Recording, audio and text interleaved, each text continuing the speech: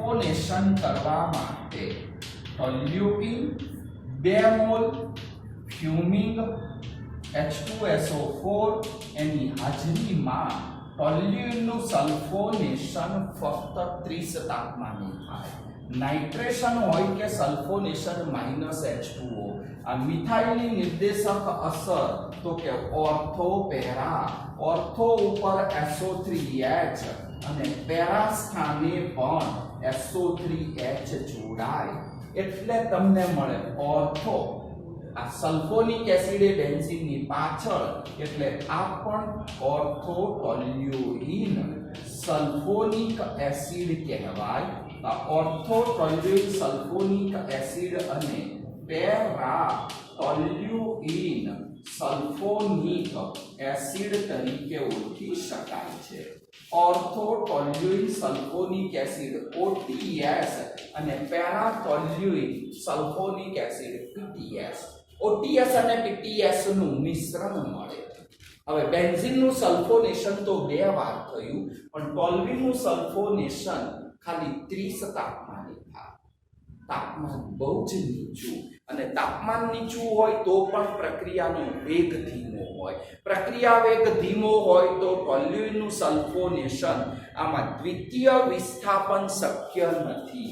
ભલે દ્વિતીય વિસ્થાપન ના થાય પણ પેલું ઘન NaOH એના વડે એનું વિગલન શક્ય બને છે. તો અહીંયા ઘન શબ્દ ખાસ લખવો પડે. બંને નિપજોનું ઘન NaOH વડે વિગલન કરશો એટલે આ Na ની સાથે SO3H છે એ જતું રહેશે. બંનેમાં Na સાથે SO3H ગયું NaHSO3. તો અહીંયા બાકી રહેલો OH સમૂહ આ SO3H ના સ્થાને મૂકી દો. આ CH3 NaHSO3 ગયું તો એના સ્થાને OH. અહીંયા પણ એ જ રીતે NaHSO3 ગયું તો અહીંયા પણ બેન્ઝીન ઉપર SO3H ના સ્થાને પેરા સ્થાને OH મૂકો. એક આનું નામ ortho hydroxy toluene para hydroxy toluene અથવા તો નિયમ એવો છે કે OH ની ક્રિયાશીલતા વધુ, જેની ક્રિયાશીલતા વધુ એનું બેન્ઝીન સાથે પ્રણાલીગત નામ. તો બેન્ઝીન ઉપર OH અને ફિનોલ તો એની સાપેક્ષમાં ઓર્થો ઉપર methyl, ortho methyl phenol para methyl phenol. પણ પ્રણાલીગત સાદું નામ ક્રેસોલ થાય છે. જેમ 2 મિથાઇલ હોય તો ઝાઇલિન, 2 OH મેટાઇલ હોય તો રિસોર્સિનોલ. એમ બેન્ઝીન ઉપર એક CH3 એક OH હોય ઓર્થો સ્થાને તો ઓર્થો ક્રેસોલ કહેવાય અને પેરા સ્થાને હોય અને પેરા ક્રેસોલ કહેવાય. આ ક્રેસોલ એનો ઉપયોગ જંતુ નાશક તરીકે થઈ શકે છે. તો આ થયું ક્રેસોલનું બંધારણ. એટલે ટોલ્યુઇનનું સલ્ફોનેશન કર્યું 30 તાપમાને. Ortho toluene sulphonic acid para toluene sulphonic acid બંને નિપજોનું વિગલન કરતા SO3H ના સ્થાને OH આયો ઓર્થો ક્રેસોલ પેરા ક્રેસોલ પ્રાપ્ત થઈ શક્યું છે. હવે ત્યાર પછી છે ટોલ્યુઇન એનું ક્લોરિનેશન. ટોલ્યુઇનનું ક્લોરિનેશન તમારે કરવું છે તો Cl2 ઉદ્દીપક FeCl3 આ પણ ક્લોરિનેશન 30 જ તાપમાને અને જ્યાં અહીંયા આગળ CH3 ઓર્થો પેરા હોય કે આપણે વધુ પ્રમાણમાં Cl2 લઈએ 2Cl2 લખો તો -2HCl. ધારો કે Cl2 લખો કોઈ વાંધો નહીં તો -HCl કરો. મિથાઇલની નિર્દેશક અસર ઓર્થો પેરા માટે ઓર્થો ઉપર Cl અને પેરા ઉપર પણ Cl આવે તો ઓર્થો ક્લોરો બેન્ઝીન ઉપર CH3 ટોલ્યુઇન અને પેરા ક્લોરો ટોલ્યુઇન પ્રાપ્ત થઈ શકે છે. આ ઓર્થો અને પેરા ક્લોરો ટોલ્યુઇન એનું ફરી દ્વિતીય વિસ્થાપન, ફરી વધુ પ્રમાણમાં ક્લોરીન ઉદ્દીપક FeCl3 તાપમાન ડેલ્ટા 2Cl2 હોય -2HCl. હવે તમને આવડે છે કે આ મિથાઇલની અસર ઓર્થો પેરા, ઓર્થો ઉપર છે Cl, બીજી વાર ક્લોરિનેશન કર્યું તો એના પેરા સ્થાને Cl, આ પેરા ઉપર છે તો આના ઓર્થો ઉપર Cl, બંનેના ઓર્થો પેરા ઉપર 2 Cl આવી જાય, બંને નિપજો એક સરખી મળે, એક સરખું મિશ્રણ મળે એટલે કે ઓર્થો પેરા બંને ઉપર Cl એકવાર લખો ચાલે, 2 મૂળ ના લખો તો એ ચાલે. તો અહીંયા આગળ બીજા ને ચોથા સ્થાને Cl આવ્યો 2,4 ડાયક્લોરો અને બેન્ઝીન ઉપર CH3 એટલે 2,4 ડાયક્લોરો ટોલ્યુઈન પ્રાપ્ત થઈ શકે. તો આવી રીતે ટોલ્યુઈન એનું ક્લોરિનેશન 2 વખત શક્ય બને છે. હવે ક્લોરિનેશનની માફક એનું બ્રોમિનનું બ્રોમિનેશન, બેન્ઝીન રિંગ ઉપર CH3, બ્રોમિનેશન એટલે Br2, ઉદ્દીપક FeBr3, તાપમાન ખાલી 40 સેલ્સિયસ, 30-40. બ્રોમિનેશનમાં Br હોય એટલે -HBr.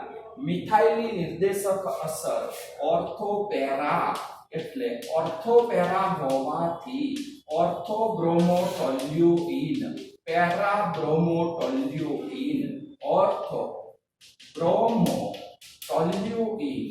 એવી જ રીતે પેરા બ્રોમો ટોલ્યુઈન એ બંનેનું તમને મિશ્રણ પ્રાપ્ત થઈ શકે છે.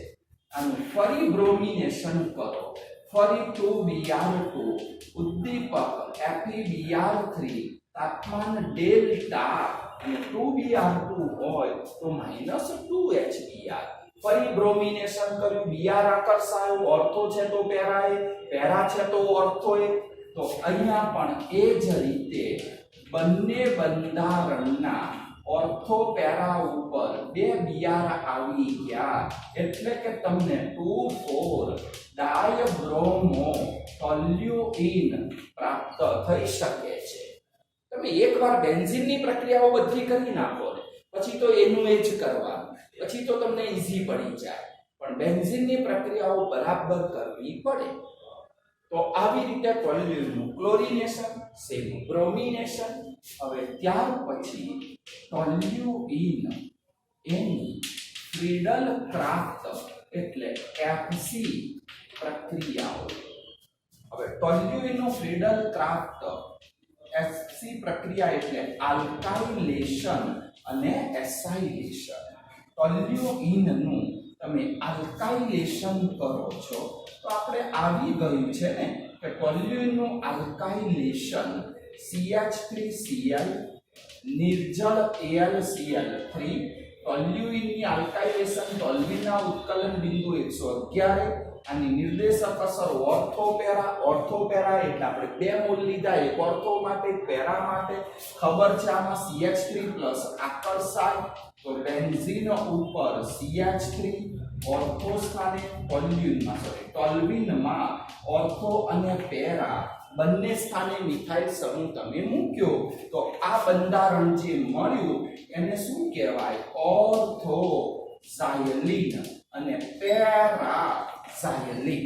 આ તો ગઈકાલે કરીએ જ પ્રક્રિયાઓ કે બેન્ઝીનમાંથી ટોલ્યુઈન, તો ટોલ્યુઈનનું આ બીજું જ વિસ્થાપન થયું તો એ જ અહીંયા આવે.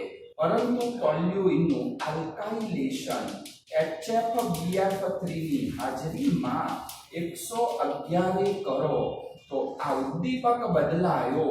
આની નિર્દેશક અસર અપવાદરૂપ કિસ્સામાં ઓર્થો પેરાના બદલે મેટા થઈ જાય અને એટલા માટે તમને મેટા ઝાયલીન પણ પ્રાપ્ત થઈ શકે.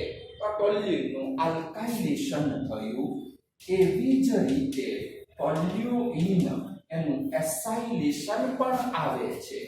તો ટોલ્યુઈન એનું એસાઇલેશન CH3COCl એસિટાઇલ ક્લોરાઇડ અથવા તો હવે તમને આવડે છે કે ટોલ્યુઈનનું એસાઇલેશન એસિટાઇલ ક્લોરાઇડ ચાલે અથવા તો CH3CO twice O acetic and hydride પણ ચાલે ઉદ્દીપક તો બંનેમાં કોમન નિર્જળ AlCl3 પણ જો એસિટાઇલ ક્લોરાઇડ લેશો તો માઈનસ શું આવશે HCl પણ એસિટિક એન્ડ હાઇડ્રાઇડ લેશો તો માઈનસ CH3COOH તો આ બંનેમાંથી ગમે તે એક લખો તો ચાલે કે ટોલ્યુઇનનું એસાઇલેશન નિર્જળ AlCl3 ની જ હાજરીમાં 111 બંનેમાંથી ગમે તે એક લખો ચાલે તો એ એસાઇલેશન કર્યું હવે મિથાઇલની નિર્દેશક અસર તો ઓર્થો પેરા અહીંયા પણ એક અપવાદ છે હવે આ એસાઇલેશન કરો એટલે CH3CO+ સમૂહ આકર્ષાય CH3CO+ આકર્ષાયો આની નિર્દેશક અસર ઓર્થો પેરા તો COCH3 ઓર્થો ઉપર પણ જાય પેરા ઉપર પણ જાય પરંતુ અપવાદ કે આપણે આગળ પણ કહ્યું કે આનું કદ મોટું છે કદ મોટું હોવાથી આ કોઈ પણ સમૂહના પડોશી ઓર્થો સ્થાને ગોઠવાઈ શકતો નથી એને મોટું કદ હોય એટલે બાજુમાં બેસવું હોય કોઈકની જગ્યા જ પૂરતી ના મળે તો એ ઓર્થો ઉપર ના ગોઠવાય ફક્ત પેરા ઉપર તો અહીંયા આગળ ફક્ત પેરા સ્થાને જ COCH3 સમૂહ આવે છે તો આમાં એક જ નિપજ મળે ને એસાઇલેશન ગમે તેનું કરો આગળ દ્વિતીય વિસ્થાપન શક્ય નથી હવે આનું નામ લખવું છે નિયમ એવો હોય કે જેની ક્રિયાશીલતા વધુ એનું બેન્ઝીન સાથેનું પેલા પ્રણાલીગત નામ લખવું પડે બેન્ઝીન ઉપર COCH3 નામ આવી ગયું હમણાં કે એને એસિટોફિનોન કહેવાય તો આટલા ભાગનું નામ એસિટોફિનોન એની સાપેક્ષમાં મિથાઇલ સામે પેરા સ્થાને એટલે લખવું પડે પેરામિથાઇલ અને ટોલ્યુઇન ના કહેવાય કેમ કે મિથાઇલ કરતા COCH3 એની ક્રિયાશીલતા વધુ નામકરણનો નિયમ એવું કહે છે કે જેની ક્રિયાશીલતા વધુ એનું જ બેન્ઝીન સાથેનું સાદું નામ તો કે અહીંયા આગળ ટોલ્યુઇન ના લેવાય મારે એસિટોફિનોન કહેવું પડે અને એની સાપેક્ષમાં પેરા સ્થાને મિથાઇલ એટલે પેરામિથાઇલ એસિટોફિનોન તો આની સાથે બેન્ઝીનની માફક ટોલ્યુઇનની પણ 6 વિસ્થાપન પ્રક્રિયાઓ આપણી પૂરી થઈ ગઈ એટલે 6 બેન્ઝીનની 6 ટોલ્યુઇન એટલે આની સાથે આ 12 પ્રક્રિયાઓ તમારી પૂરી આવતીકાલે ટોલ્યુઇનની ઓક્સિડેશન પ્રક્રિયાઓ આવશે આવતીકાલે ચેપ્ટર પૂરું થવાનું છે બરાબર અને પછીના લેક્ચરથી હું 12મું સાયન્સ શરૂ કરી દેવાનું છું વધુમાં ટાઈમની અંદર